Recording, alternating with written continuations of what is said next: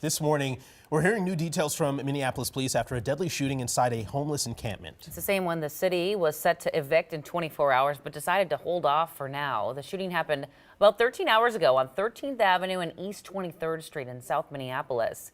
And this is not the first time police have been called to the encampment because of violence. Cece joins us from the newsroom with details this morning. Good morning, Cece. Good morning. And yeah, you're right. MPD tells us this is the second serious shooting in this encampment. And right now, police are increasing patrols in the area as we speak. Police tell us the shooting happened at Camp Nino Kasi around 5:15 yesterday. Officers got to the scene and found a 45-year-old man shot inside a tent. He was taken to HCMC but later died. This morning, we know that 2 people are in custody and investigators are still working to figure out what happened. Here's MPD on what's next for people living in the encampment. Right now, they were asked to leave the encampment because it's an active crime scene, obviously. And the 3rd Inspector Precinct actually requested a Metro Transit bus to come here and act as a warming station. And the citizens of the encampment, that's our #1 priority right now, to keeping them safe. Now, while there are temporary accommodations, as of this morning, police couldn't tell us when residents could return. We do know, though, that the city plans on closing the encampment on December 19th.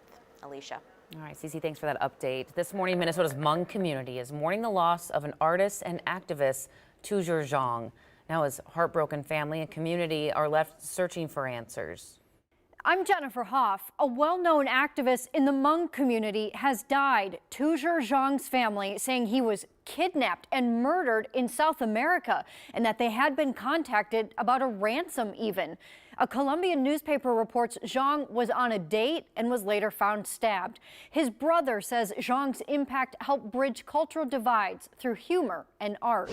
He truly believes in equity work and fighting for the underprivileged. And many times I always tease him. I say, you know, you're not getting paid. Why are you doing it?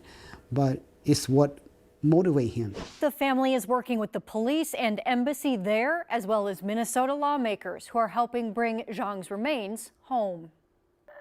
6:05 on the clock. 5 people now have citations stemming from a protest on I-94 Monday night that blocked traffic at the Lowry Tunnel for about an hour. State Patrol troopers arrested 8 people who were protesting in support of Palestine and had their cars towed. The incident reopened debate concerning law enforcement's zero-tolerance policy for protesting on freeways and protesters who say it's an effective way for them to get their message to a lot of people. There are other spots to do this activity on city streets where it's certainly more safe and it's more of an inconvenience. But when you do this on a freeway, it's not just an inconvenience, it's a significant public safety hazard. The Minneapolis City Attorney confirmed the 5 misdemeanor charges are the only ones that they'll prosecute. Turning to a live picture from Washington, D.C. this morning, where sometime today the House is expected to vote on an impeachment inquiry into President Biden. Republicans say the move is necessary to force the administration to hand over documents. The White House calls the inquiry baseless since Republicans haven't produced evidence that Biden committed a crime. The vote comes 3 months after former House Speaker Kevin McCarthy called on committees to open a formal impeachment inquiry.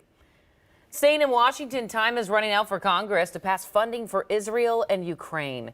In the last 24 hours, President Biden met with Ukraine's president, who was in town lobbying for more aid in their war with Russia. Biden announced $200 million in additional aid from the Defense Department, but Republicans are pushing back against a proposed aid package, which includes $60 billion for Ukraine, plus more funding for Israel and U.S. border operations. This morning, Holiday and its parent company Circle K are facing a $200,000 fine for gas tank shortage violations at 5 Minnesota gas stations. The MPCA reports that between 2019 and 2022, each station failed at least one test of their corrosion protection equipment and didn't report it. Holiday will also be required to spend a minimum of more than $3 million to replace the systems at 5 other Minnesota locations that the MPCA says have aging tanks because of their proximity to water. This week, Ramsey County is taking another step forward in combating the opioid epidemic by launching a new pilot program. Public Health is now sending residents free kits containing naloxone, the life-saving drug used when someone overdoses. Each kit includes 2 doses of the nasal spray and a booklet explaining how to use it. It's being funded by state opioid settlement funds. This year, the county has seen 170 opioid deaths, which is why officials are encouraging those in areas most impacted by the crisis to request one of these life-saving kits. We want to make sure our community members that are going out for walks, that have people that are using opioids, just whoever in Ramsey County has access to naloxone. The kits also come with breathing barrier gloves and a list of resources. At least 1,200 boxes are available with a limit of 1 per household. So far, they've gotten over 300 requests. This morning, time is running out before workers at 5 Brainerd Lakes area grocery stores potentially go on strike. In the last 24 hours, union workers announced their intent to strike during the Christmas holiday. We are proud of the communities we serve. This decision to call a strike is not an easy one to make. It is always a last resort. However, we have to stand up for our rights as essential workers. And the union members have been working without a contract for 10 days and claim their employers have engaged in unfair labor practices.